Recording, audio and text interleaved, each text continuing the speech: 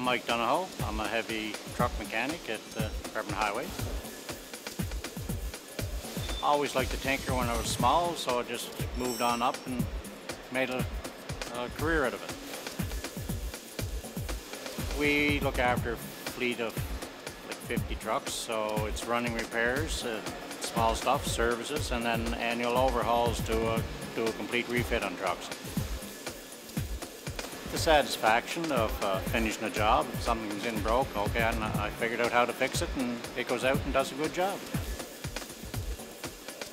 The dirt and grime sometimes, it gets to you. Some days it's dry, but winter time everything's covered with ice and snow, and we still have to get in there and fix it. Always could be better, but it's good. There's a great big opening because not very many people are taking up the trades now, so it's no problem to get in. Some are mechanically inclined, and a lot of it is working without supervision, so you have to be self-motivated and just take a real interest.